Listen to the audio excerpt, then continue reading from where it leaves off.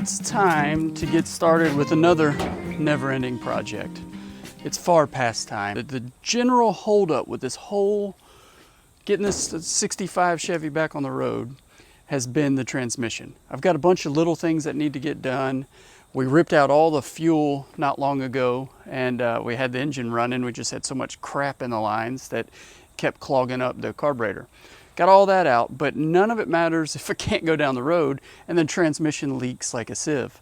So what we're going to do is get a little checklist done today, get the truck in a place where I can get under there, assess whether we need to pull the transmission, replace the front and rear seals, and I think definitely the speedo bullet that goes in for the speedo gearing, and then maybe the vacuum modulator, whatever that thing's called, seal. Get under here and assess what it is. And we're also going to do a few other small little tasks along the way, things that we know we need to do. So let's get this thing going. Since I don't have the luxury of a lift and we're just working in our backyard, I need to get the front end of this raised up and put on. I don't have wheel chocks, I don't have wheel stands, but I have blocks. So we're gonna put it on blocks.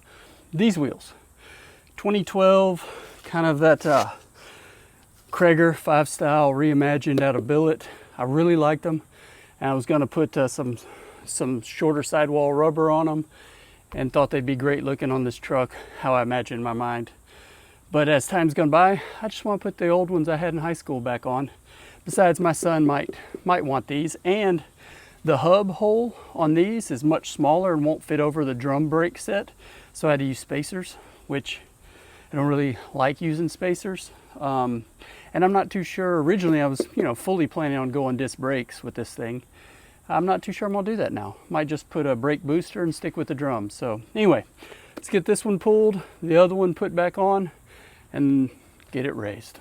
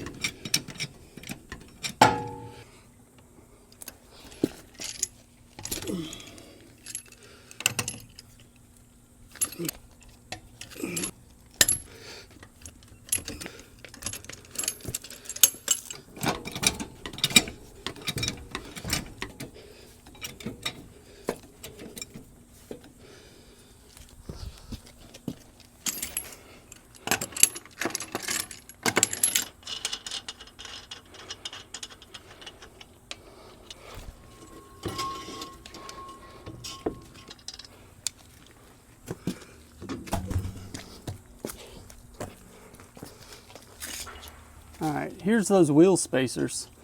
I just ordered them off of eBay, I believe, and it gave me enough clearance, and of course clearance around the hub. But again, I don't want to run them, and we're putting the original tires back on.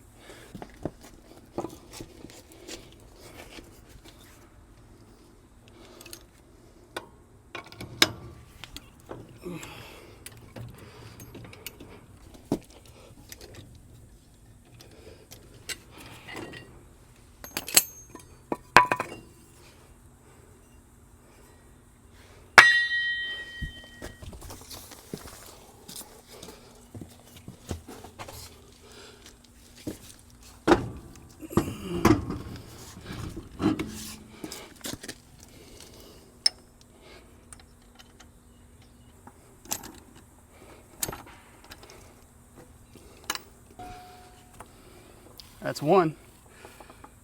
3 more.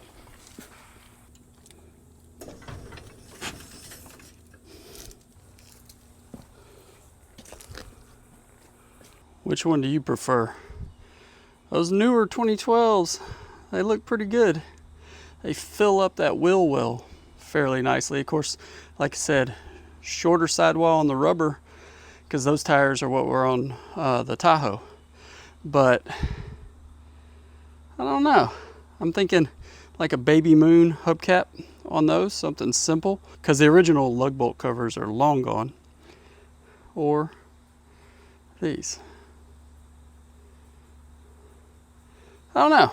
I have them both. Let me know what you think. Here's a little 3-wheel motion for you. It's on backyard hydraulics, right?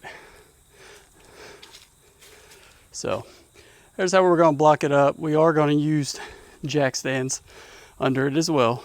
And right now I'm going to leave the 2 back tires because one of the original has a sidewall flat, and I don't want to have a flat tire sitting on the rim back there. So let's get it lifted. It's blocked up. And yes, we do have some jack stands under there as well, and chocks in the rear. This whole thing is kind of downhill, but should be fine. I also wanted to raise it up, not only to be able to get under there and check the transmission and then be able to pull it if we need to.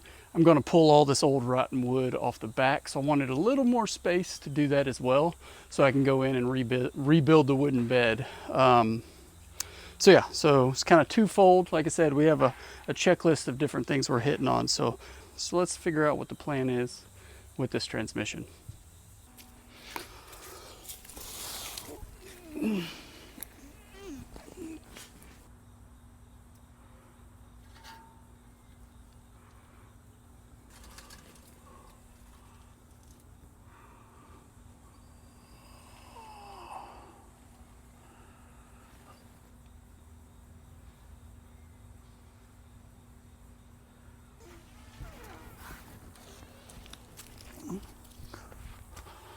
Okay, so after sitting under this thing for a while and just staring at the transmission and everything under there, it looks like there's, and again, I don't know what I'm talking about. So this is not a how-to type of video series. This is just following along on getting this thing back on the road. So it looks like there's a lot of opportunity in different places for that transmission to leak. And it looks like there's a lot of evidence for that as well. So as much as I'd like to just replace a few things that I can access with it under there, it's probably best to pull it. I'm not going to rebuild it, I don't think. I might look into seeing what some options are. But I believe at least just replacing the 2 main seals, front and rear, maybe the pan gasket, all the little O-rings and the speedometer bullet. And it even looked like the rear bell housing, I'm not sure exactly what it's called. It looked like it was leaking, so maybe split that apart, new gasket in there. So just try to get everything cleaned up and sealed up, and then maybe even put a new rear seal in the engine while the transmission's out, because it looked like there was oil coming out back there. I don't remember this thing having really an oil leak, but it's an old truck. There's usually a little bit of oil under there. So, so after staring at it, that's what I think we're going to do. So I'm going to pivot for today and get the area cleaned up, all the spider webs cleaned up, and start cleaning out the bed to get that ripped out. I think I have the time to get that knocked out over the course of the next few days while I research this transmission and get everything prepared to get it out, so I don't have it out in my way. So that's how these things go. Keep moving forward.